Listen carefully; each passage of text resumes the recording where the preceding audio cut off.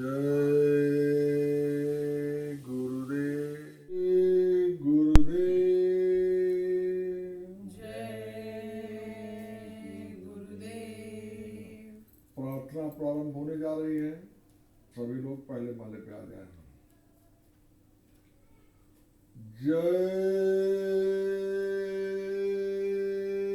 गुरुदेव, जय गुरुदेव।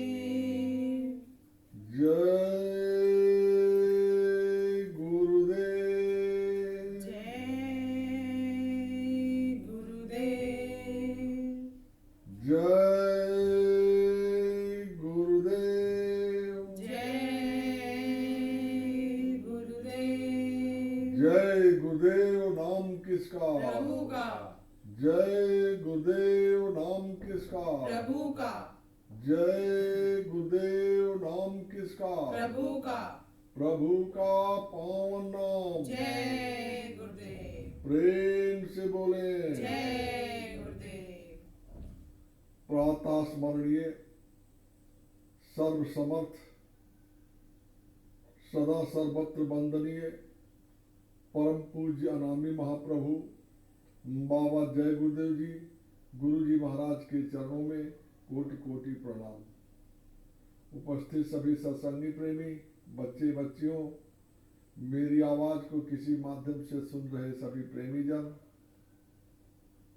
सबको सादर सप्रेम जय गुरुदेव। गुरु महाराज की बड़ी विशेष कृपा ये हम सब हुई आज, जो ऐसा भाग्यशाली समय मिला कि हम सब बैठ के प्रभु को याद कर रहे हैं, गुरु से प्रार्थना करेंगे। मनुष्य जीवन के लिए यह समय बड़ा ही लाभकारी और उपयोगी होता है। जब भी ऐसे शुभ अवसर की प्राप्ति हो, उसका लाभ अवश्य लेना चाहिए।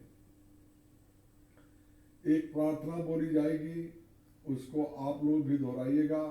पहले मैं बोलूंगा, फिर एक स्वर में एक साथ आप लोग बोलिएगा। जय गुरुदेव, जय गुरुदेव। मेहर की नजर करो मेरी ओर, मेहर की नजर करो मेरी ओर। दया की नजर करो मेरी ओर, दया की नजर करो मेरी ओर। निस दिन तुम्हें निहारूं सतगुरु, निश दिन तुम्हें निहारूं सतगुरु। जैसे चंदा चकोर, जैसे चंद्र चकोर। दया की नजर करो मेरी ओर, दया की नजर करो मेरी ओर। जानू न कौन भूल हुई तन से, जानू न कौन भूल हुई तन से। जानू न कौन भूल हुई मन से, जानू न कौन भूल हुई मन से। लियो मुझसे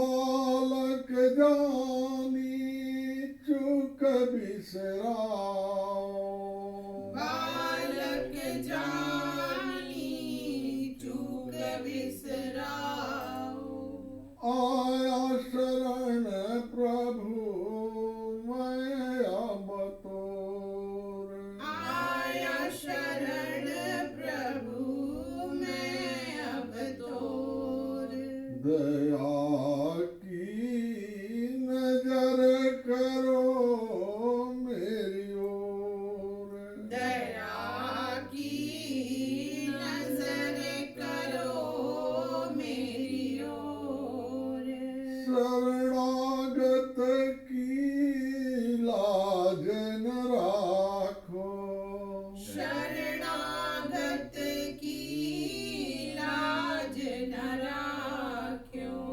शरणागत की लाज न राखो, शरणागत की लाज न राख्यो, मुझसे पतित अब जाए कहीं और, मुझसे पतित अब जाए कहीं और, दया की नजर करो मेरी ओर, दया की नजर करो मेरी ओर, अब की बार जो बारी ले हूँ मोही, अब की बार जो बार ले मोही, फिर न धरब पग यही मगोर, फिर न धरब पग यही मग हो, दया की नजर करो मेरी ओर, दया की नजर करो मेरी ओर, मेहर की नजर करो मेरी ओर, मेहर की नजर करो मेरी ओर, जय गुरुदेव। जय गुरुदेव। उपस्थित सभी सत्संगी प्रेमीगण, बच्चे बच्चियों, यह प्रभु की विशेष कृपा से मनुष्य जीवन मिला। जुगों जुगों के कर्मों के पुण्य कर्मों के फल बूंद बूंद करके इकट्ठा हुए और कर्मों के फल की वजह से प्रभु की कृपा विशेष हुई, ये मनुष्य जीवन मिल गया। और ये मनुष्य जीवन मिला, ये हमको सोचना चाहिए कि इसका क्या काम था जो हमें ऐसी अनमोल शरीर दी गई। ये पूरा संसार शब्द पे ही टिका हुआ है। ऊपर के जितने ब्रह्मांड लोक हैं, नीचे का ये लोक है, संसार की सारी चीजें शब्द से बधी हुई है। ये मृत लोक जिसे हम कहते हैं, जहां हम सब रह रहे हैं, इसके ऊपर जो है स्वर्ग लोक, वैकुंठ लोक, ईश्वर लोक, ब्रह्म लोक, पार ब्रह्म लोक, महाकाल पुरुष लोक और फिर आपका अपना लोक सतलोक, जहां से आप आए। उसके आगे अगम लोक, अलख लोक, अगम लोक और फिर अनामी लोक, अनामी धाम, जो जब जहाँ से सारा सबके करता धरता वही है, वहाँ के उन्हीं के द्वारा सब कुछ इस संसार की रचना हुई है। ये नहीं गोस्वामी लिखा कि एक अनीह अजी अनामा अज सच्चिदानंद प्रभु धामा, वो सच्चिदानंद प्रभु का धाम एक है। उन्हीं की मौज मसलहत से, मौज मर्जी से, उनकी मौज जब हुई और उन्होंने एक शब्द की झंकार भरी, तो उस शब्द के हुंकार से अगम लोक, अलख लोक, सतलोक का निर्माण हुआ। अब आप ये समझो कि इसके नीचे की रचना सतलोक से सतपुरुष ने किया और उन्होंने अपनी आवाज से महाकाल का लोक महापुरुष महाकाल पुरुष का, उन्होंने अपनी आवाज से पार ब्रह्म का, उन्होंने अपनी आवाज से ब्रह्म का और उन्होंने अपनी आवाज से ईश्वर के लोक का रचना किया। यहाँ तक कि सारी रचनाएं जितनी भी हैं सब उन्हीं की आवाज से हुई। यहाँ पे अलिंगित लोक तक सारी रचना की हुई, सारा रचना का काम सत लोक से सतपुरुष ने किया। और इन सभी धनियों को सभी लोकों में उन्होंने स्थापित किया। उनके 16 पुत्र हुए, 16 पुत्रों को उन्होंने जन्म दिया या उनकी इच्छा से 16 पुत्र निर्मित हुए, प्रकट हुए, जो भी आप कह लें, जैसे भी कह लें, इन 16 पुत्रों को उन्होंने जगह जगह स्थापित किया। उनमें से 12 पुत्रों के विषय में महात्माओं ने रहस्य नहीं खोला। उसका कारण है उसको खोला नहीं जा सकता है। लेकिन नीचे के 4 पुत्रों के विषय में उन्होंने जगह खोला। जो सबसे छोटे पुत्र ईश्वर जिनको हम कहते हैं, मुसलमान खुदा कहता है, ईसाई जिनको गॉड कहते हैं, वो हैं।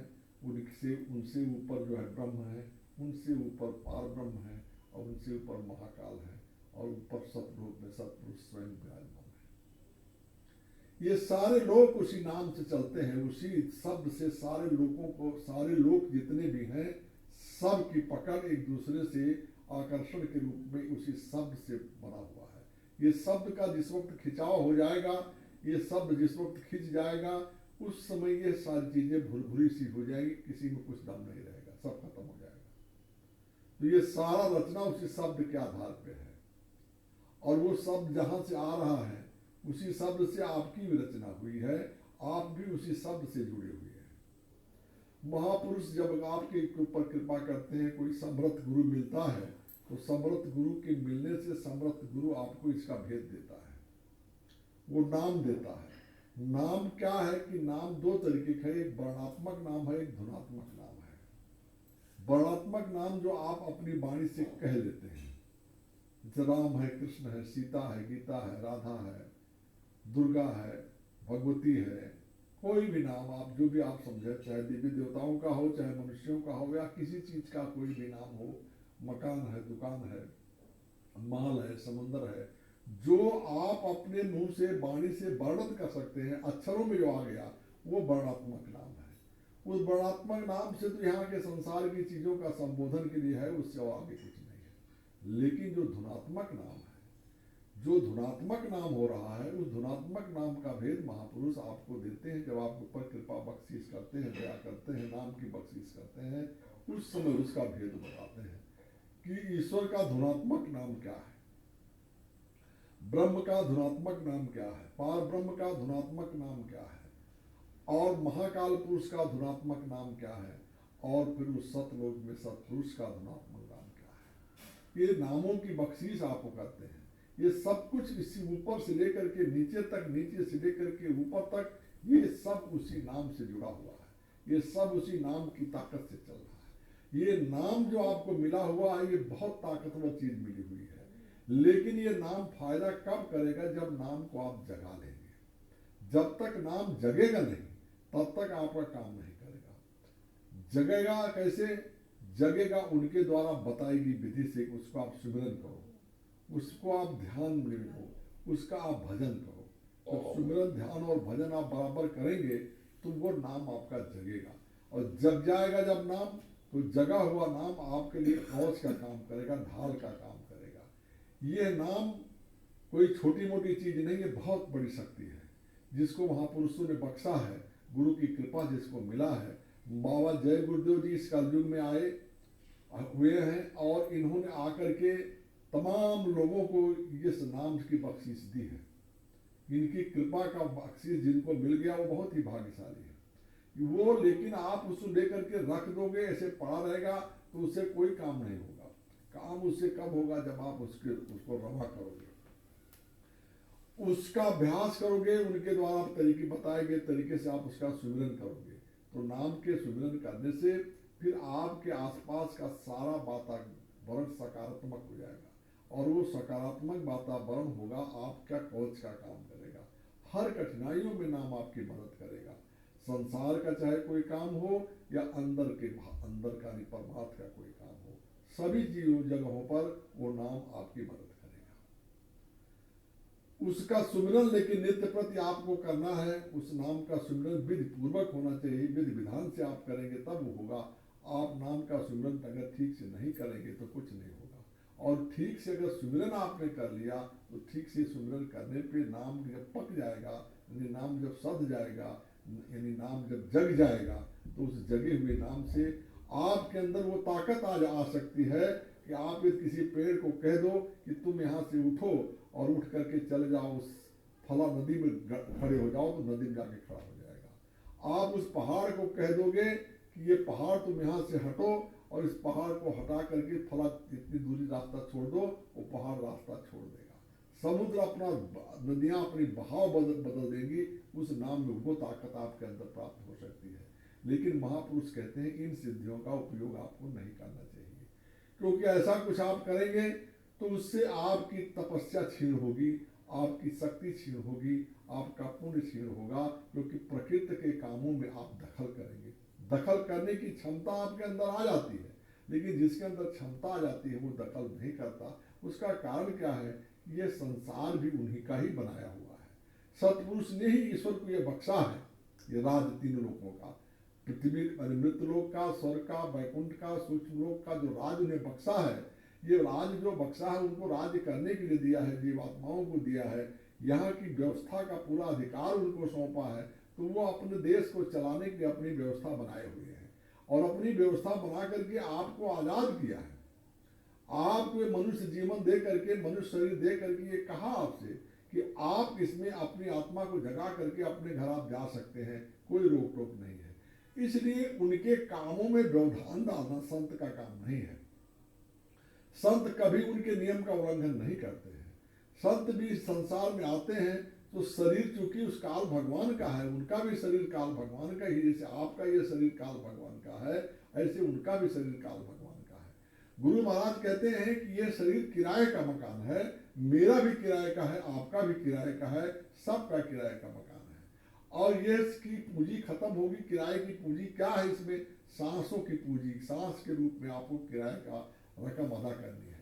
हर पल हर क्षण आप इसका किराया अदा कर रहे हैं और एक एक सांस आपकी जा रही है, तो उतना देर आपका समय इसमें से खत्म होगा। थोड़े समय के लिए गुरु महाराज बताते हैं, उन्होंने कहा सत्संग में, ये शरीर आपको थोड़े समय के लिए मिला हुआ है। क्या करने के लिए मिला हुआ है? कि आप अपनी आत्मा को जगा लो। आत्मा आपकी जगेगी कैसे? इसके लिए आप किसी महापुरुष की खोज करो। सतगुरु खोज रे प्यारी, जगत में दुर्लभ रतन यही। इस संसार में सबसे दुर्लभ धन, रतन का मतलब संपदा, सबसे दुर्लभ है सतगुरु की खोज। और सतगुरु जब तक नहीं मिलेंगे, सतगुरु का मतलब है कि समर्थ गुरु, जो पहुंचा हुआ है, जिसने उस परमात्मा को पाया है, अपनी आत्मा को उस परमात्मा में विलय किया है। यानी ये आत्मा जब जगती है और इन मंडलों को पार करते हुए सतलोक पहुंचती है, और सतलोक से आगे अलख लोक से आगे अगम लोक से आगे अनामी लोक, और अनामी लोक से आगे उस प्रभु के लोक जय गुरुदेव लोक के लोक पहुंचती है, जहाँ पे जय गुरुदेव स्वामी का स्थान है, गुरु महाराज का जहाँ पे स्थान है, उस स्थान में जब पहुंचती है तब ये एकदम गदगद हो जाती है। पावर उसके अंदर आ जाता है, वो शक्तियां उनके अंदर आ जाती हैं, जितनी बातों को मैंने भी पूर्व कहा। लेकिन आपका लक्ष्य इन शक्तियों के प्रदर्शन का नहीं है। काल भगवान यानी ईश्वर ने आपको ये शरीर दिया कि आप अपनी आत्मा को जगा करके अपने लोक पहुंच जाओ। आपका जहाँ घर है सतलोक है, सतलोक पहुंच गए। गुरु महाराज ने बताया कि सतलोक के आगे जितने लोग हैं, अलख लोक है, अगम लोक है, अनामी लोक है, या जय गुरुदेव लोक है, या राधा स्वामी लोक है, या जो भी लोग, जो भी महापुरुष जिस नाम को जगाए, वाहे गुरु, सतनाम, सतगुरु, जो भी नाम रखा गया, जहाँ भी जिन महात्माओं ने समय समय पर नाम को जगाया और नाम को जगा करके समय समय पर जीवों के कल्याण के लिए उसकी बख्शीश की आने जीवों को, तो वो जो नाम जिसने जगा लिया उसके द्वारा जगाना, नाम जग गया, तो वो उस जगह पे पहुंचता, उसका एक अपना लोक हो जाता। जैसे संसार में समझे कि सारे समुद्र एक हैं, एक ही समुद्र है, लेकिन उस कहते हैं कि 7 द्वीप 9 खंड में, गुरु से बड़ा न कोई, गुरु से कोई बड़ा नहीं।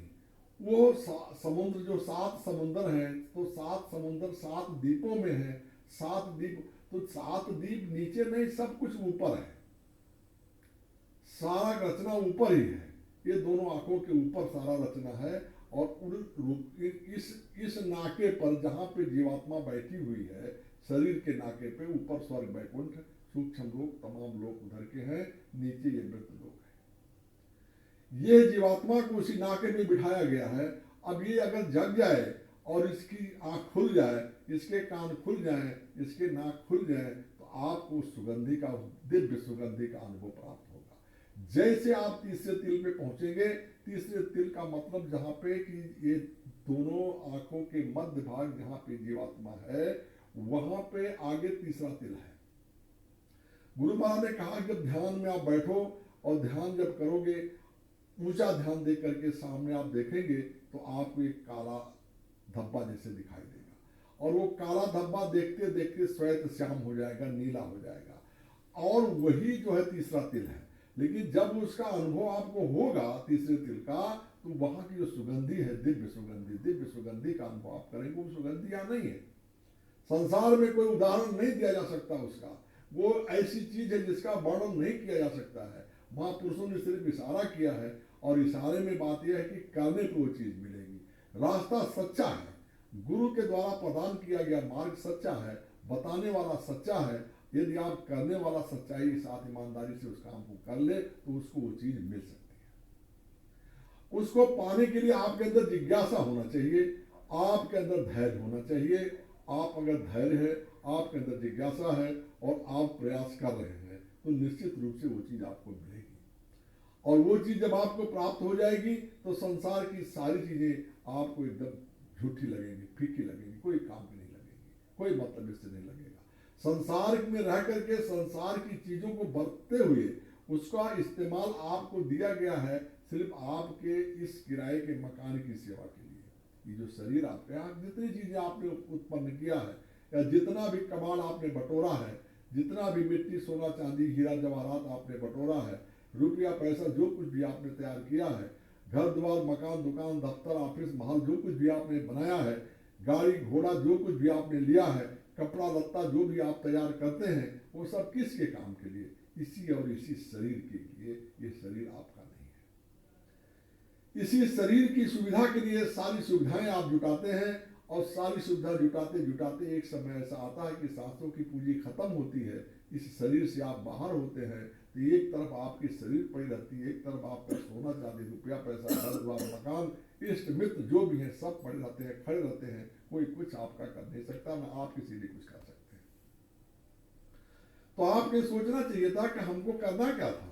हमें करना यह था कि इन साधनों का सदुपयोग करते हुए उचित तरीके से आपके प्रारंभ में जो साधन लिखे हुए, जो व्यवस्थाएं लिखी हुई हैं, उन चीजों को संतोष भर के मन के अंदर रख करके उसी पे अपने आप को तैयार करके परमात्मा का भजन गुरु के बताए रास्ते से करना चाहिए था। यदि आप ऐसा करते तो आपका भजन बन जाता, और आपका भजन बन जाता तो आपका कल्याण हो जाते। जीवात्मा इसी शरीर से इसी जन्म में आजाद होकर के उड़ जाती अपने अपने घर को, अपने लोग को, जहाँ पे आपको कभी दुख नहीं है, कभी जन्म नहीं है, कभी मरण नहीं है, कभी अंधेरा नहीं है, कभी दिन नहीं, कभी रात नहीं। चारों तरफ उजाला ही उजाला है। वो प्रकाशवान देश आपका है, वहां आप पहुंच जाते हैं। अब उसको पहुंचने के लिए आपको जब गुरु ने रास्ता बता दिया, गुरु से आपको रास्ता मिल गया, तो आपको क्या, जैसे जब भी समय मिल जाता, आपके मनुष्य जीवन में समय ही समय है। आप जब समय पा जाओ, उस समय में उसका आप स्मरण कर लो, खराब उस समय को खराब नहीं करो। ये संसार के बखेड़ों में पड़ करके, झगड़ा के झंझट में, मोह में, माया में, दुनियादारी सब कुछ करते हुए जब कोई साथ नहीं देता, तो आपको ये समझना चाहिए कि इन चीजों से हमें क्या मिलने वाला है। हमें कुछ नहीं मिले, हम भजन करते हैं। भजन आप करोगे तो आपको वो चीजें, वो दौलत मिलेगी जिसको गुरु महाराज ने बताया।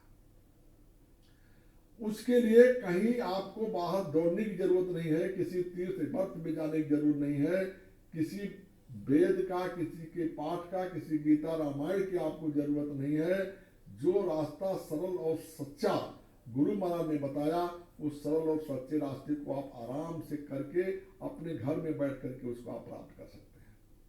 कहीं बाहर जाने की, बाहर जो गया गुरु महाराज ने कहा उसको मिल ही नहीं सकता है। जो बाहर चला गया उसको वो चीज मिल ही नहीं सकती। कारण क्या है कि बाहर जाने पे बाधाएं बहुत हैं। अरे भाई आपका शरीर है, आपको भोजन करने के लिए जरूरत पड़ेगी, पानी पीने की जरूरत पड़ेगी, कपड़े की जरूरत पड़ेगी। तो यदि आपको आपका कोई छोटा मोटा जो भी व्यवसाय आपका है, जो भी कुछ आप कर रहे हैं, खेती दुकान दफ्तर का काम जो भी कुछ कर रहे हैं, जहां पर भी प्रकृति ने आपको मनुष्य रूप में पैदा किया है, वहां इतनी व्यवस्था दे करके आपको जहां पैदा किया गया है वहां आपको रोटी मिलेगा, कपड़ा मिलेगा, रहने के लिए झोपड़ा मिलेगा, निश्चित रूप से मिलेगा। कोई ऐसा झोपड़े के बाहर सड़क पे नहीं पैदा हो गया, और अगर कोई सड़क पे भी पैदा हो गया तो उसकी भी व्यवस्था उसी सड़क पे हो गई, वही उसका इंतजाम परमात्मा करता है। संसार में जितने लोग हैं सबका इंतजाम परमात्मा करता है। लेकिन हम ये समझते हैं कि नहीं, जब ये इंतजाम परमात्मा नहीं मैं करूंगा, और कोई घर छोड़ देगा, घर छोड़ करके कहीं बाहर चला जाएगा, तो वो अपना जाएगा तो फिर क्या करेगा, खाना खाना होगा तो किसी के यहाँ जाएगा। अब वहाँ किसी के यहाँ जाएगा और कुछ खाएगा तो उसके ऊपर तो उसका बोझा लदेगा, और वो कैसा अन्न है, क्या खिला रहा है, कौन खिला रहा है, इसका कुछ पता ठिकाना नहीं। दो साधु ब्राह्मण यात्रा पे थे, भ्रमण कर रहे थे, और भ्रमण करते थे। साधु अपना रमता जोगी भाता पान चले जा रहे हैं, कहीं भी जाएंगे, कहीं सांझ है, कहीं बिहान है, उनको कोई नहीं ठीक है, लेकिन अब रोटी तो लगेगी ना, शाम को रोटी की आवश्यकता लगेगी, भूख लगेगी। एक दिन नहीं खाएंगे, 2 दिन नहीं खाएंगे, ज्यादा दिन तो नहीं चल सकता है, ये शरीर को खुराक तो चाहिए। तो वो लोग चलते चलते एक ऐसे गांव में पहुंचे जो सिर्फ मुसलमानों का गांव था। अब चूंकि इतना त्याग था, ब्राह्मण पंडित जी हैं, तो मुसलमान के गांव में कैसे पानी पिएंगे। लेकिन खुदा न खास्ता ऐसा संयोग उस गांव में था कि एक मुसलमान का देहांत हो गया था, उसकी पत्नी विधवा हो गई थी, वो दूसरा पति नहीं कि एक बच्चा था उसको। तो मुसलमान में के गांव के लोगों ने उस विधवा मुसलमानिन को गांव के बाहर कहा कि तुम ऐसा है कि उधर तुम्हारा घर बना देते हैं, तो अपने गांव के बाहर रहो, क्योंकि हमारे गांव में कोई हिंदू आता है तो परेशान होता है, जलपान पानी नहीं करता है, आतिथ्य सत्कार हम लोग हिंदुओं का नहीं कर पाते हैं।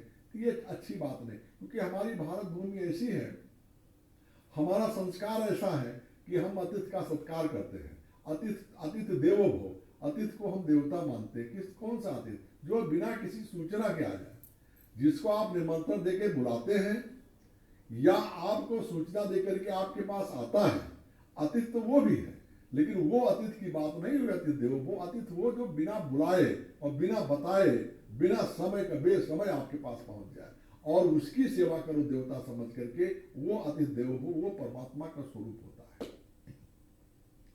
तो वो लोग, उन्होंने वहां इंतजाम किया, भाई हम लोग देखो अपने कौम के लोग आते तो ठीक है, कोई दिक्कत नहीं, लेकिन कोई हिंदू आ जाता है तो वो जो है बिल्कुल उसकी सेवा हम लोग नहीं कर पाते, ये हम लोगों के अच्छा नहीं है, इनको वहां कर दो, और इनको जो है ये कह दो कि ये ब्राह्मणी है, मतलब ये पंताइन है, इनको वहां कर दो। और उनसे कहा कि देखो हम लोग आपके लिए सारी व्यवस्था करेंगे, आपके बच्चों को पढ़ाने करेंगे, कोई दिक्कत नहीं है, तुम्हारा खर्चा खुराक धोती कपड़ा जो तुम्हें लगेगा, राशन पानी जो लगेगा, हम गांव के लोग वहां देंगे।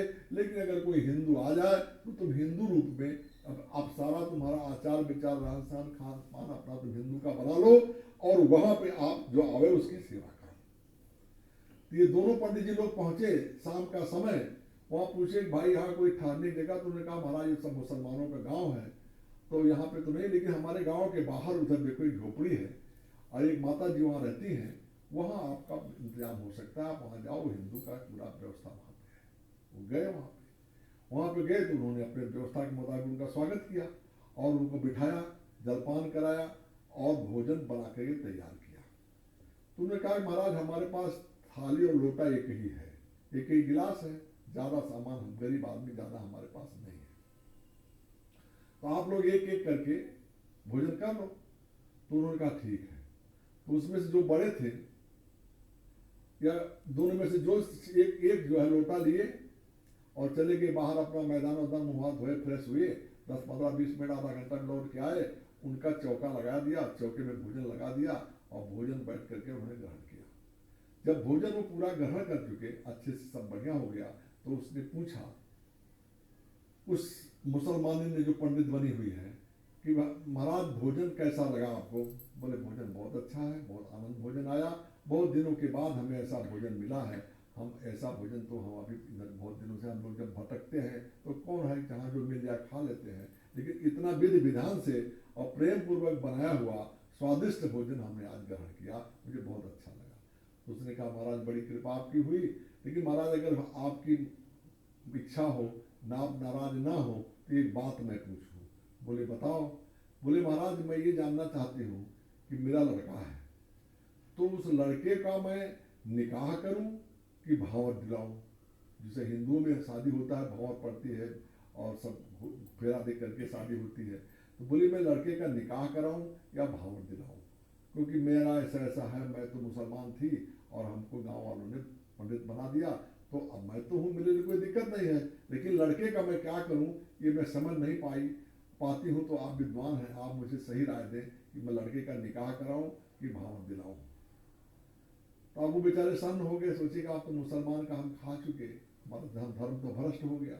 लेकिन वो चुपचाप उन्होंने कहा देखो ऐसा है कि मुझे बहुत ज्ञान नहीं है, वो जो हमारे दूसरे साथी हैं वो बहुत बड़े ज्ञानी हैं, उनसे पूछोगे वो पूरा ज्ञान की बात बता देंगे, आपको पूरा समाधान कर देंगे। बोले ठीक है। ये खाना खा करके अपना गए बिस्तर पे। अब वो आए, वो भी लोटा लिए, हाथ मुंह धोए, आधा घंटा 20 मिनट में आए, चौका लगाया, थाली साफ किया, उनका भोजन लगाया। अब जब वो भोजन दिया उनको, भोजन अच्छे से हो गया, तो उनसे पूछा महाराज भोजन कैसा लगा? तो बोले बहुत अच्छा भोजन लगा, हमने तो कभी ऐसा भोजन खाया ही नहीं था, बड़ा आनंद आया तुम्हारे भोजन में, तुम बहुत, तुम्हारे हाथ में बड़ा गुण है भोजन बना करके खिलाने में, पाक कला में आप बहुत पारंगत हो, बहुत अच्छा लगा। तो कहा महाराज अगर आपकी कृपा हो, नाराज ना हो तो एक बात मैं पूछ लूँ? बोले पूछो। तो बताया कि ऐसा ऐसा है, हम मुसलमान हैं और इस तरीके से मेरा एक लड़का है और लड़की की अब शादी आ रही है, तो मैं ये नहीं समझ पा रही हूँ कि उसका मैं निकाह करूँ कि भावत दिलाऊं। तो उन्होंने कहा कि सुने तो भी सुनोगे, वो तो हमारा धर्म, मन में सोची मेरा धर्म तो गया। तो उन्होंने कहा देखो ऐसा है कि तुम चाहे निकाह कराओ चाहे भावत दिलाओ, तुम्हारे लिए दोनों छूट है, तुम्हें कोई दिक्कत नहीं है। अब मैं अपने लिए सोच रहा हूँ कि मैं गड़ों की फूकूं, मैं आगे अपने लोगों को क्या कह दूं कि मेरा अंतिम संस्कार में तब जला देना या गड़ा देना, मुझे मेरी दिक्कत है। तो ये संसार इस तरीके से फंसा देता है, काल की व्यवस्था इस तरीके से है। इसलिए गुरु महाराज ने कहा कि जो घर छोड़ देगा उसको भगवान कभी नहीं मिलेगा।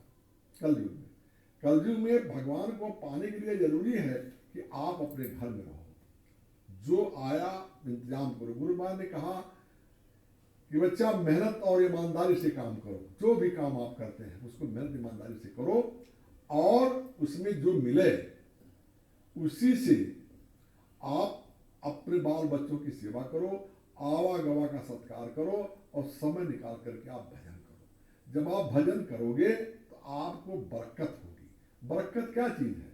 बरकत ये है कि एक कमाता है 10 खाता। पहले यही था, गांव में 10-10, 15-15, 20-20 लोगों का परिवार, गांव में करने वाला एक बाप, जो छोटे घरों के औरतों को छोड़े, जो बड़े घर के थे वो लोग कोई काम नहीं करती थी, औरतें घर के बाहर नहीं निकलती थी, और वो जो है अपना उनका सबका पेट पालन होता था, आने जाने वालों का सबका वहां पे सत्कार भी हो जाता, कपड़ा लत्ता भी उनका उसी में चल जाता था। ये ठंडी गर्मी बरसात तो ऐसे हमेशा से भी कोई नई तो नहीं हो गई कि आज दुनिया यहाँ तक इतनी गाड़ियां हो गई हो, कारें हो गई हो, व्यवस्थाएं हो गई, हवाई जहाज हो गई, ट्रेनें नहीं थी उस समय में। हमने कहानी सुनी है गांव में, हमारे पूर्वजों ने मुझे बताया है बचपन में कि जब ये ट्रेन पहली बार चली तो लोग ट्रेन की आवाज़ सुन करके दूर भागते थे, कोई बहुत बड़ा प्रेत आ रहा है, वो जगह जाओ नहीं, ऐसा लोग डरते थे। वो स्टेशन पे नहीं जाओ, मतलब समझा करके लोगों को ट्रेन पे बिठाया गया, नहीं ये साधन है। आज तो बिना ट्रेन कोई चलता नहीं किसी का। तो वो एक युग था। तो उस समय के लोग क्या जीवित नहीं थे? क्या ठंडी गर्मी से नहीं बच पा रहे थे? क्या वो यात्राएं नहीं करते थे? वो भी यात्रा करते थे, तीर्थ व्रत करते, चारों धाम करके आते थे। चारों धाम, बद्री धाम, केदार धाम, गंगोत्री, जमुनोत्री, कहाँ जो है रामेश्वरम है, कहाँ जगन्नाथपुरी है, कहाँ गया है, कहाँ बनारस है, कहाँ काशी है, ये सभी यात्राओं को उस समय भी लोग करते थे। जो उनके पास साधन था वो घोड़े लेके चलते थे, छकड़े लेके चलते थे, नहीं तो पैदल चल देते थे। 1-2 साल 3 साल लगता था, अपना चारों धाम की यात्रा करते थे। यानी उस समय जब चारों धाम की यात्रा के लिए लोग जाते थे तो अपने गांव में बुला करके, आज भी वो परंपरा है, उसी परंपरा के मुताबिक लोग जाते हैं चारों धाम करने के लिए, तो सबको एक निमंत्रण देकर बुला लेते हैं, सबसे माफी मांग लेते हैं, भाई हम जा रहे हैं चारों धाम करने के लिए। उस समय लोग माफी मांग लेते थे, कुछ कथा भागवत कुछ सुन लेते थे, लोगों को खिला पिला देते थे और कह देते थे कि देखो भाई, अब ये हमारा समझ मान लो कि मेरा अंतिम मिलन है, अब मैं यात्रा भी जाऊंगा, अगर लौट आया तो ठीक है, नहीं तो आप हमें भूल जाना, हम समझो कि हमारी आप लोगों ने विदाई कर दी। तो लोग चल करके गांव के बाहर तक उनको छोड़ देते थे और वो यात्रा में चले जाते थे। बहुत कम लोग लौटते थे, नहीं तो जा चले गए 1-2 साल 3 साल में, वहीं अपना मांगते खाते, जो भी जैसे जिनके पास क्षमता। भाई अपना लेके कितना जाएंगे, कितना रुपया पैसा रहता, हर एक के पास इतना नहीं होता था। गए किसी के यहाँ खाए, तब लोग उसको सबका सम्मान भी लोग करते थे। गांव के बाहर गुरु महाराज ने बताया कि ऐसे बाहर देवियां रोटियां बना बना करके रखती थी, पानी रखती थी, गुड़ रखती थी। कोई यात्री उधर से जाता था, कहते थे आओ भैया आओ, एक पानी पी लो, रोटी खा लो, अतिथि का इस के सत्कार हो। तो क्या वो जमाने में लोग नहीं थे, जीवन नहीं था? आज ही जीवन है, ऐसा नहीं है। आनंद तब भी था, प्रकृति यही थी, सब कुछ यही था, लेकिन तब उनका कमाई मेहनत का होता था। मेहनत की कमाई जब होती है तो पसीने की कमाई जिसको कहते हैं वो होती है, तो उसमें बरकत होती है। और गुरु महाराज ने कहा बरकत होगी, आप भजन करो, भजन करोगे तो और बरकत आपको होगी। उसी थोड़े पैसे में ही इतनी बरकत होगी कि आप सब कुछ आपका पूरा पड़ जाएगा। और यदि आप भजन नहीं करोगे तो कुछ नहीं होगा। सब चीजों का इलाज गुरु महाराज ने कहा भजन, भजन करो, भजन करो। कोई चीज तकलीफ है, भजन करो। भजन करने से आपकी सारी तकलीफें दूर हो जाएंगी, सारे कष्ट दूर हो जाएंगे, आपका परिवार खुशहाल रहेगा, आप खुशहाल रहेंगे, समाज खुशहाल रहेगा। यदि हम ऐसा नहीं करें, बाहर निकल जाए तो दूसरे का कर्जा ला देंगे सर के ऊपर, आपका भजन नहीं होगा। तो जो कर्जा हमारे जीवन में है, जो प्रारब्ध कर्म हमारा है, जो संचित कर्म हमारा है, जो क्रियामान कर्म हम रोज कर रहे हैं, इनसे भी हमारे ऊपर कर्म लग रहा है, कर्म बंधन हो रहा है। तो कर्म बंधन से हम कैसे छूटेंगे? कर्म बंधन से छूटने के लिए गुरु महाराज ने कहा कि बच्चा कोई गलत काम ना करो, चोरी ना करो, जो काम करो मेहनत और ईमानदारी से करो। उससे क्या होगा कि आपके आत्मा का कल्याण होगा। आप भजन करोगे तो भजन में आपकी तरक्की होगी, और भजन में जब तरक्की होगी तो आपकी आत्मा जागेगी। और आपकी आत्मा अगर जग गई और आपने आत्मा को जगा करके आत्मा को समझ लिया, अपने आप को आपने देख लिया, तो इस मनुष्य शरीर को जीते जी आपको छोड़ने की क्षमता आ जाएगी। तो मौत से आपका डर खत्म हो जाएगा। कबीर साहब ने कहा जिस मरने से जग डरे मोरे मन आनंद, कि मरने से ही पाई हो पूर्ण परमानंद। जब हम मरेंगे तो उस पूर्ण परमानंद को हम प्राप्त करेंगे। हमारे अंदर तो आनंद ही आनंद। किसको? अब जिसने समझ लीजिए कि लाख रुपया जेब में रख लिया और यात्रा पे निकला, तो उसको तो आनंद ही है ना, कि हमको कोई दिक्कत नहीं है। और जिसके पास नहीं है वो कैसे आनंदित होगा? जो कमाई कर लिया वो मरने से क्या डरेगा? क्योंकि उसको तो मालूम है जिस दिन पैदा हुआ वो मरना निश्चित हो गया।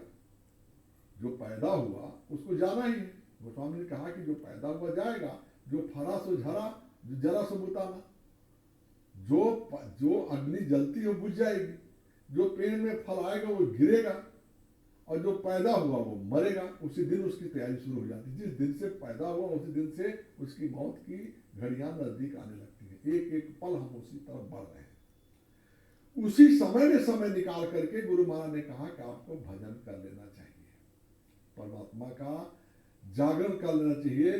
परमात्मा एक आईना का स्वरूप है। जैसे दर्पण में आप अपना चेहरा देखते हैं, ऐसे आप अपने चेहरे को अंदर में लगे दर्पण पे, जिसको आप परमात्मा कह लें, अपनी आत्मा कह लें, उस अंश रूपी आत्मा ही परमात्मा का रूप है। उसमें आपको अपना चेहरा दिखाई देगा, आपका अपना निज स्वरूप का ज्ञान होगा। जब निज स्वरूप का ज्ञान होगा तब क्या होगा? फिर वो सब कल्याण कल्याण है, उसका दर्शन होगा। तो कहा कि मम दर्शन फल परम अनुपा, जीव पाओ निज सहज स्वरूपा। मेरे दर्शन का फल क्या है? भगवान ने कहा कि मेरे दर्शन का फल क्या है? परम अनूप फल है क्या है कि जीव पाव निज सहज स्वरूपा, वो अपना सहज स्वरूप देखता है। जैसे आप दर्पण में अपना चेहरा देखते हैं, ऐसे परमात्मा के दर्शन होता है तो उसमें आपका अपना चेहरा दिखाई देता है कि वही आप हैं, और वही वहीं पहुंच करके जो कहता हम ब्रह्मास्म, हम ब्रह्म हैं और सभी ब्रह्म हैं, सारा संसार ब्रह्म को, तब वो पूर्व उसको फिर भेद नहीं दिखाई देता किसी में, फिर वो किसी को अपना छोटा और बड़ा नहीं समझता है, वो सब कुछ समान समझता है। और इसी को महापुरुषों ने कहा कि जब वो स्थिति का ज्ञान हो जाता है, वो कहते हैं कि ना कोई गुरु ना कोई चेला, सब में बोले एक अकेला। वो किसको चेला बनाएगा? गुरु भी वही है और चेला भी वही है, उसी में भगवान उसमें भी है, वही आत्मा उसमें भी, वो भी भगवान का रूप है। तो चेला गुरु का मामला खत्म हो गया, बोले कोई नहीं, सब में बोले एक अकेला, वही एक है, सब के अंदर वही विराजमान है। और ये कहा भी महापुरुषों ने, ईश्वर अंश जीव विनाशी, चेतन अमल सहज सुख राशि। ये ईश्वर का अंश आत्मा है, ये सुख की राशि है, चेतना, चेतन अमल सहज सुख राशि, ये सुख की राशि है, आनंद का सागर है, आनंद का वो सागर हिलोर ले रहा, लेकिन हम बोले बैठे हैं, हमें ज्ञान नहीं है। महापुरुष का ज्ञान कराते हैं और ज्ञान करा करके आपको उसकी विधि देते हैं, उसका वर्णन नहीं किया जा सकता है। देखो कितना भी भाषण दिया जाए, कितना भी बोला जाए, तो किसी भी लोक का हम वर्णन यहाँ नहीं कर सकते हैं। यानी न स्वर्ग का वर्णन कर सकते हैं, न वैकुंठ लोक का वर्णन कर सकते हैं, न ईश्वर लोक सूक्ष्म लोक का वर्णन कर सकते हैं, न ब्रह्म लोक का, न पार ब्रह्म का, न महाकाल पुरुष का, न सतलोक का, क्योंकि कोई उदाहरण यहाँ नहीं है। वो जो धुनें वहां पे हो रही हैं, जो आवाजें वहां पे हो रही हैं, जिस प्रकार से प्रकाश का चकाचौंध वहां पे है, जिस तरीके से प्रकाश की रोशनी है, जितने कलर में है, उन कलरों को क्या लाल कहें, पीला कहें, हरा कहें कि नीला कहें, कौन सा कहें, जो कहें सबसे पर वो अलग है, वो जो है वो अलग है। इसीलिए उसको महापुरुषों ने कहा कि बात अगम की कहन सुनन में नाहि, जो जानत सो कहत नहीं, कहत सो जानत नाहि। वो अगम की बात कहने सुनने में नहीं आ सकती है, जो जानता है वो कहता नहीं है, और जो कहता है वो जानता नहीं है। क्योंकि जो उसको अच्छा वो जान जाएगा, कौन जानेगा? जिसके ऊपर इनकी कृपा हो जाए, जो पे कृपा उनकी हो जाएगी, वही जानेगा कि सोई जाने जिस देव जनाई, वही जान पाएगा जिसको आप बता दोगे। और जानत तुम्हें हो जाएगी, जानते ही वही हो जाएगा, दूसरा रहेगा ही नहीं। यानी गुरु महाराज ने कहा, महापुरुषों ने कहा कि गुरु से प्रीति कर, पहले गुरु से पहले प्रीत करो, बहुत घट शब्द को सुनना, गुरु का ध्यान कर प्यारे, बिना इसके नहीं छूटना। गुरु का ध्यान करो, ध्यान करना है तो गुरु के उस स्वरूप का ध्यान करो। कौन से स्वरूप का? जिस स्वरूप में गुरु महाराज ने आपको कृपा बख्शी है, नाम की बख्शीश दी है, आप उस स्वरूप को अपने हृदय में बसा लो, अपने आंखों में बसा लो, उस स्वरूप को आप याद करो, गुरु के चेहरे को याद करो, गुरु के स्वरूप को याद करो, गुरु के चरणों को याद करो, तो गुरु के वचनों को याद करो। और गुरु के वचन क्या है? गुरु के वचन है जो उन्होंने आपसे कहा, जो वाणी उनकी है कि आप भजन करो, ये उनके वचन है, उनके वचन को याद करो, उसका पालन करो। तो अब हमेशा गुरु तो नहीं मिलता है सामने, लेकिन अंदर में गुरु हमेशा आपके सामने है। और अंदर में गुरु मिले तो उसका चरण मिले, और उसकी चरण रज आप लगाओ। तो कहा कि गुरु पद रज मृद मंजूर अंजन, राग अमीर दोष व्यंजन। गुरु के चरणों की वो रज आप लगाओ, तो कौन से चरण? यहाँ जो धरती पे है, अगर शरीर रूप में गुरु मिल रहे हैं स्थूल शरीर में, तो उनके चरणों की रज, और अगर स्थूल रूप में नहीं है, अंदर में आप उनके दिव्य स्वरूप का दर्शन आप करते हैं, तो उस समय उनके चरण की रज का, उनके वचन, उसका दिव्यता, उसको आप लगाओ। तो श्री गुरु चरण सरोज निज मन मुकुर सुधार, उस चरणों की रज से अपने मन रूपी मुकुर, मतलब कांच, आईना जिसको दर्पण कहते हैं, निज मन मुकुर सुधार, उसको साफ कर दो। जब वो मन का दर्पण साफ होगा तो उसमें दिखाई क्या देगा? आप ही दिखाई देंगे। आप मतलब गुरु दिखाई देगा, गुरु मतलब आप और गुरु में, दोनों में कोई अंतर नहीं, वहां पे कोई गुरु चेला नहीं रह जाता है। लेकिन ये कब होगा? जब हम गुरु के प्रति आस्थावान होकर के उनके वचन रूपी रज को हमेशा लगाते रहेंगे अपने चेहरे पर।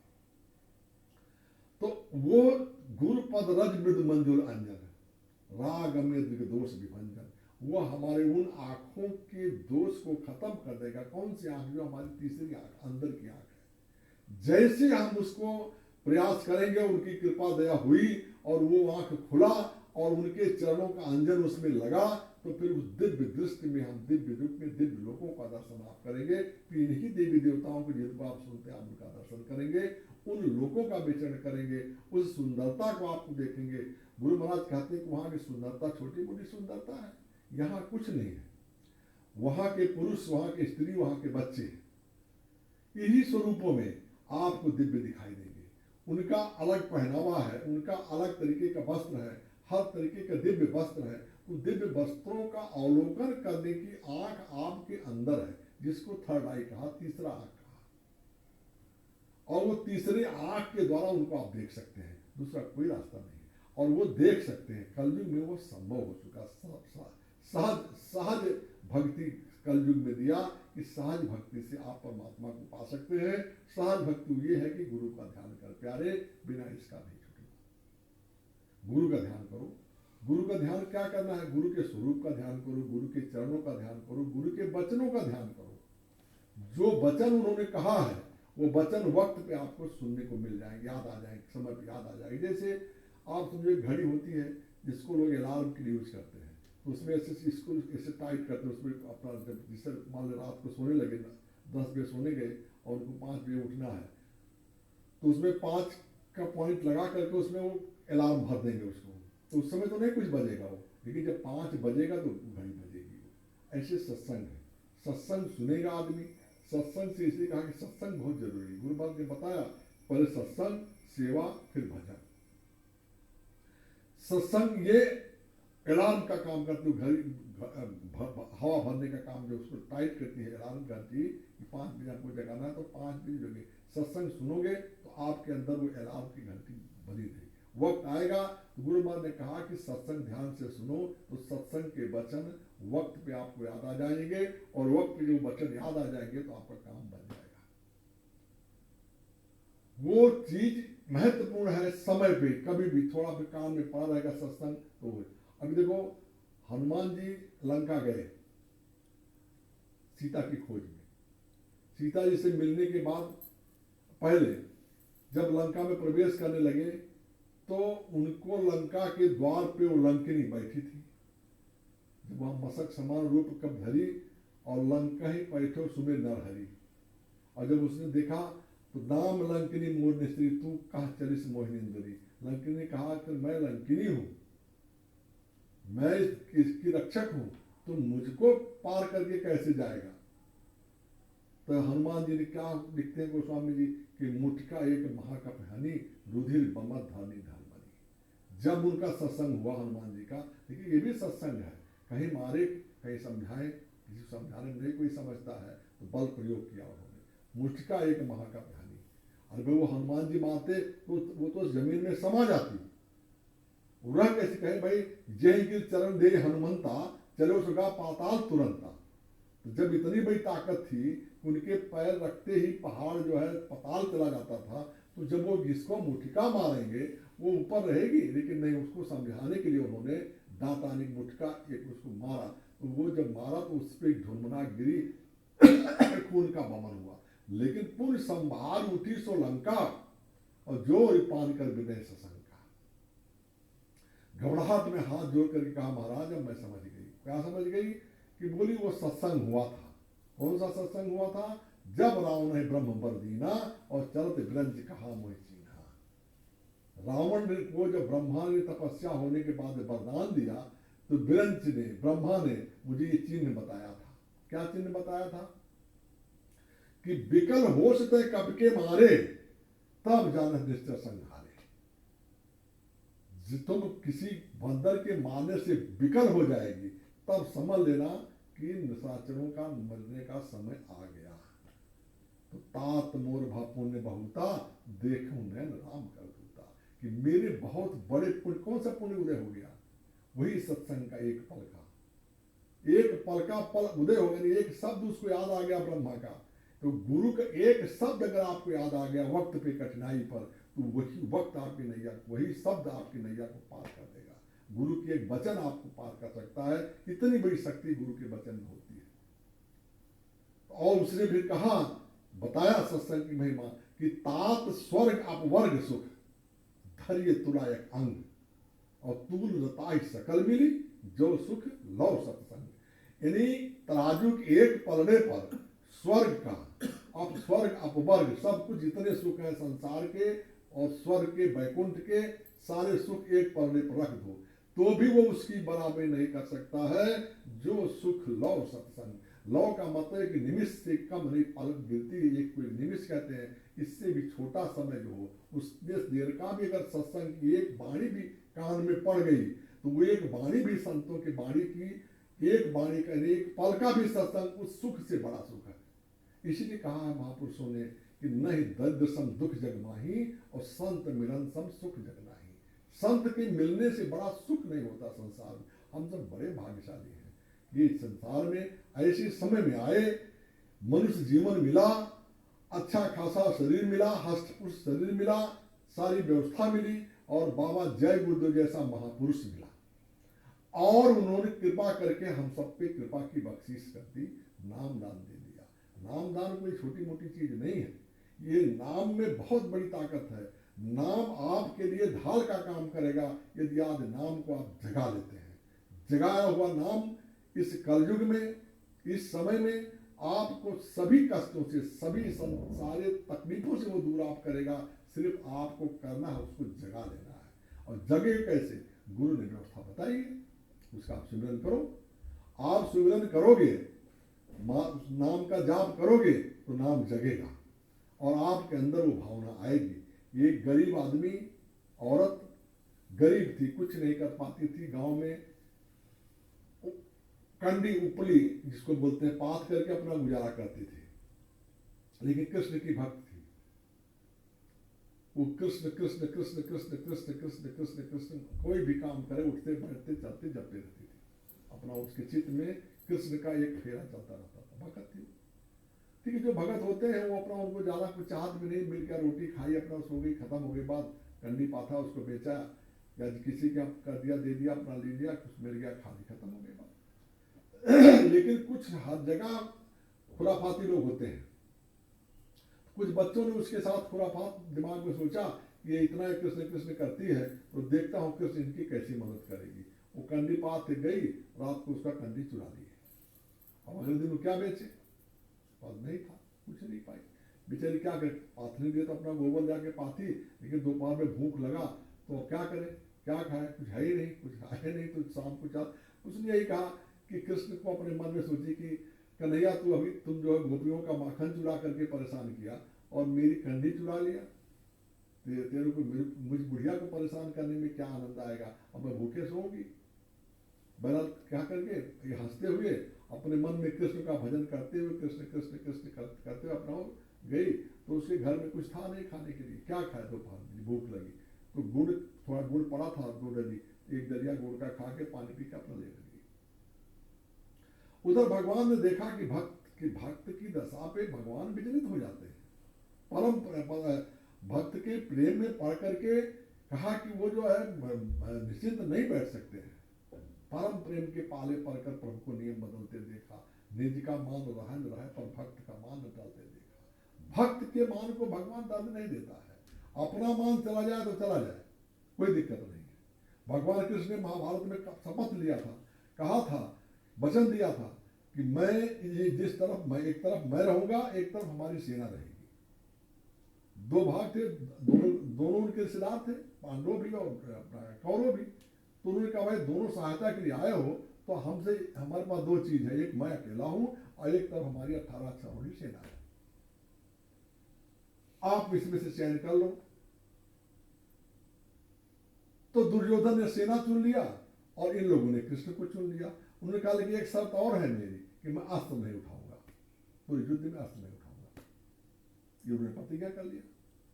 अब बताओ, इतनी बड़ी सेना वो लेके गया और कृष्ण रहेंगे भी, हथियार भी नहीं उठाएंगे तो अभी कौन मदद करेंगे? उनको वही रथ हाँकने का काम मिल गया कृष्ण का, उनका दुर्योधन का, अरे सॉरी अर्जुन का रथ हाँकने का सेवा उन्होंने लिया युद्ध में। और इस प्रतिज्ञा के साथ कि मैं अस्त्र नहीं उठाऊंगा। लेकिन जब भीष्म ने प्रतिज्ञा किया कि आज मैं हर्षव अस्त्र गहाई हूं, अगर मैं अस्त्र ना गहाया तो मैं गंगा सुत नहीं, उनकी माता का नाम गंगा,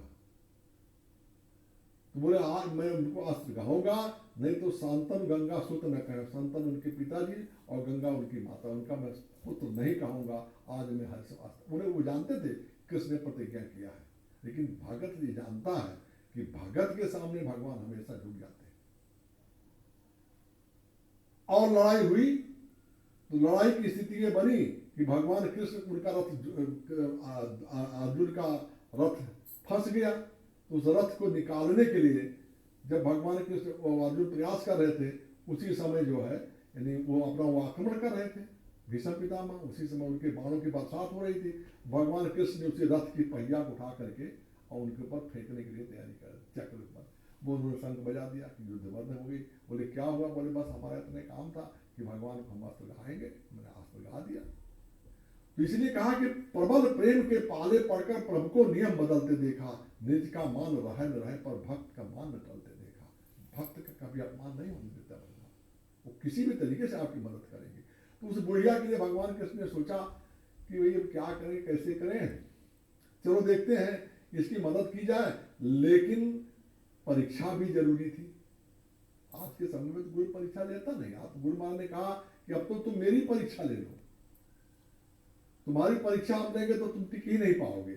कलयुग में इस बात की मनाही हो गई गुरुओं को, गुरु शिष्य की परीक्षा नहीं लेते। लेकिन पहले के समय में गुरु शिष्य की परीक्षा लेता था, तो भगवान ने सोचा कि हम थोड़ी सी परीक्षा ले लें भक्ति किसकी जो है। गए दोपहर का समय, वो एक गली गुड़ का एक खा करके टुकड़ा और एक गिलास पानी पी के लेती थी बेचारी, अपना थोड़ा बहुत अपना आराम कर रही थी। तब तक के पहुंच के अलख जगाए, माता कुछ खाने के लिए दो। तो बुढ़िया ने कहा कि अतिथि आया, आनंद तो उसको आया। जो भगत होता है उसके दरवाजे में कोई आता है तो प्रसन्न होता है। वो ये नहीं कहता क्या बेसमय के आगे, अभी तो मैं खा के सोई थी और आगे फटाक से हम उठ करके चाय बनाना पड़ेगा। ये नहीं सोचना चाहिए। यानी कोई आ गया तो अपना सौभाग्य समझना चाहिए कि चलो हमारे को एक सेवा का अवसर मिला, हम कुछ उसको जलपान करें जो हमारी शक्ति है। तो उन्होंने कहा माता मुझे भूख है, तो अब इनके पास कुछ खाने के लिए तो था नहीं। तो बेचारी वही जो एक गुड़ का दली था वो और ठंडा पानी जो उसके पास था, शीतल जल, उन्होंने उनको प्रस्तुत किया। साधु बाबा ने उसको खाया। भगवान रूप कृष्ण जो आए थे साधु बन करके, साधु रूप कृष्ण, उन्होंने उसको खाया और पानी पिया। और पानी पी करके अपना हालचाल पूछा, माता जी कैसे हो, आप अकेली रहती है, वो मतलब तुम जानते सब थे। अब उसने कहा महाराज सब ठीक है, ये क्या करूं, ये करता हूं, लेकिन आज हमारा कन्हैया जो है हमारा ही कंधा चुरा लेके चला गया। वो गोपिकाओं का तो मैं सुनती थी मक्खन चुराता था, उनकी मटकी फोड़ता था, लेकिन मुझे गरीब पे उसने ऐसा किया। उसकी आज पता नहीं क्या मौज हुई कन्हैया की, मेरी कंधी चुरा ले गया। तो मैं तो कुछ करना, अभी तो पाथ के आई हूँ, अब कल सवेरे कुछ बेचूंगी, इसलिए मैं आपको कुछ खिला नहीं पा रहा हूँ, क्या करूँ मैं। तो अच्छा ठीक है, ऐसी बात अगर है तो मैं देखता हूँ तुम्हारी कंडी कहाँ, पता लगवाता हूँ।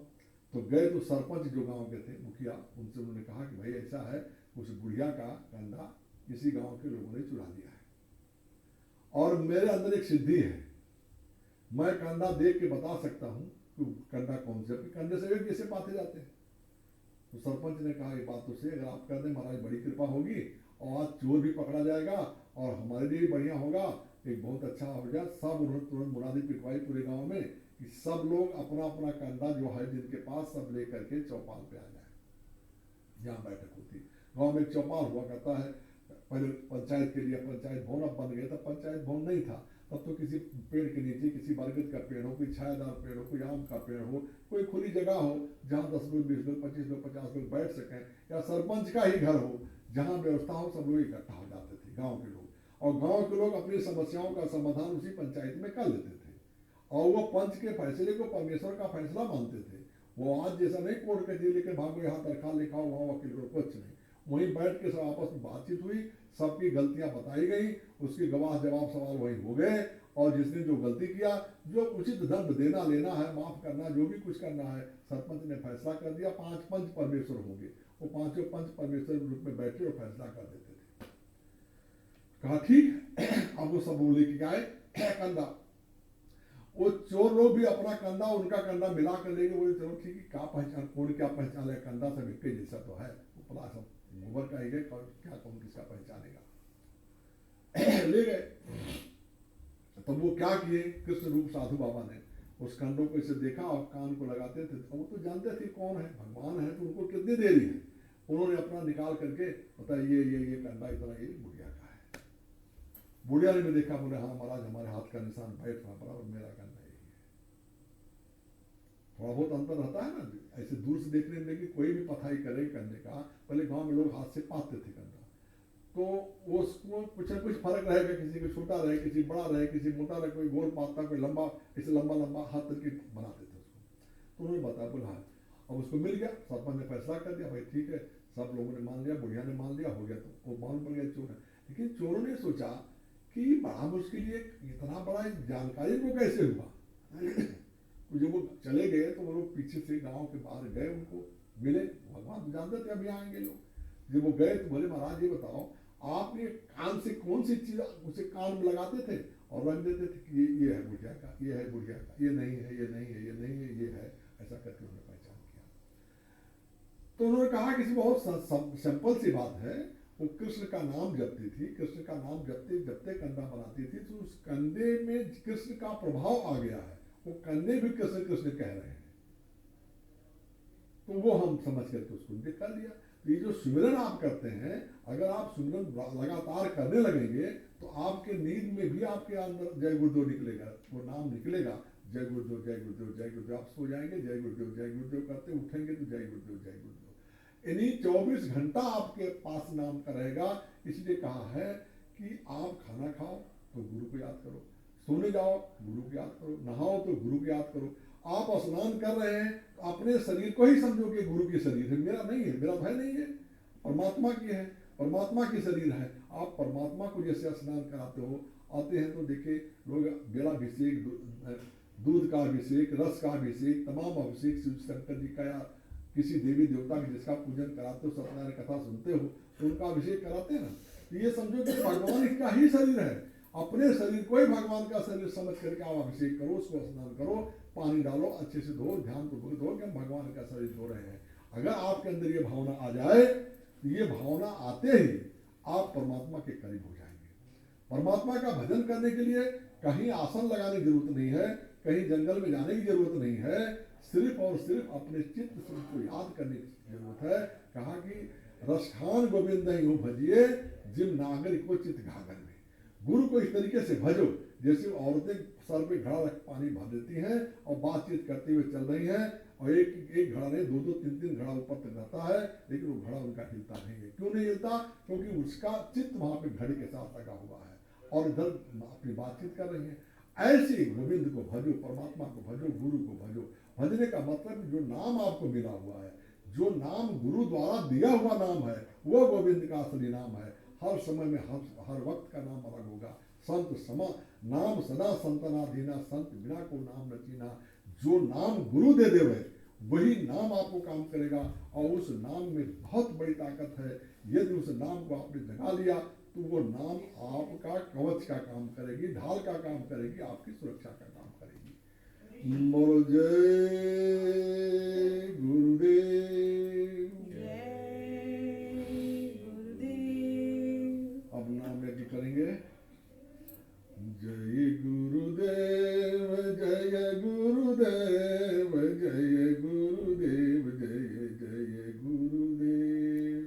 जय गुरुदेव जय गुरुदेव जय गुरुदेव जय जय गुरुदेव।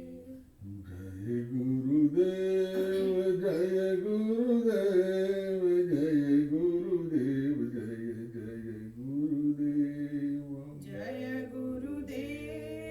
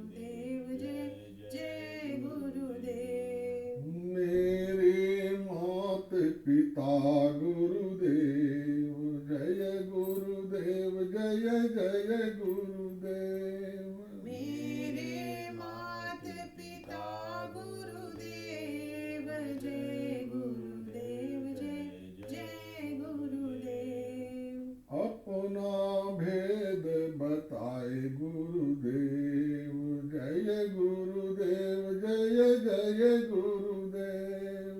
अपना भेद बताए गुरुदेव, जय गुरुदेव, जय जय गुरुदेव। सत्य स्वरूप रूप गुरुदेव, जय गुरुदेव, जय जय गुरुदेव। सत्य स्वरूपी रूप गुरुदेव, जय गुरुदेव, जय जय गुरुदेव। अलख स्वरूप रूप गुरुदेव, जय गुरुदेव, जय जय गुरुदेव। अलख स्वरूपी रूप गुरुदेव, जय गुरुदेव, जय जय गुरुदेव। अगम स्वरूप रूप गुरुदेव, जय गुरुदेव, जय जय गुरुदेव। अलख स्वरूपी रूप गुरुदेव, जय गुरुदेव, जय जय गुरुदेव। अनुपयनामि आप गुरुदेव, जय गुरुदेव, जय जय गुरुदेव। रूपयनामि आप गुरुदेव, जय गुरुदेव, जय जय गुरुदेव। राधा स्वामी आप गुरुदेव, जय गुरुदेव, जय जय गुरुदेव। राधा स्वामी आप गुरुदेव, जय गुरुदेव, जय जय गुरुदेव। जय गुरुदेव, जय गुरुदेव, जय गुरुदेव, जय जय गुरुदेव। जय गुरुदेव, जय गुरुदेव, जय गुरुदेव, जय जय गुरुदेव। जय गुरुदेव। जय गुरुदेव। अब आरती करेंगे। विनय करहूँ मैं दो कर जोरी, विनय करहूँ मैं दो कर जोरी। सतगुरु द्वार तुम्हारे, सतगुरु द्वार तुम्हारे। दाता द्वार तुम्हारे, दाता द्वार तुम्हारे। मालिक द्वार तुम्हारे, मालिक द्वार तुम्हारे। विनघृत दीप आरती साजो, विनघृत दीप आरती साजो। दो अखियन मझ धारे, दो अखियन मझ धारे। भाव सहित नित बैठी झरोखे, भाव सहित नित बैठ झरोखे। भाव सहित नित बैठी झरोखे। भाव सहित नित बैठ झरोखे। जोहत प्रियतम प्यारे, जोहत प्रियतम प्यारे। पग ध्वनि सुनहु श्रवण हिय अपने, पग ध्वनि सुनहु श्रवण हिय अपने। मन के काज विसारे, मन के काज विसारे। जागिय सुरत पियत चरणामृत, जागिय सुरत पियत चरणामृत। पियत पियत हुई न्यारी।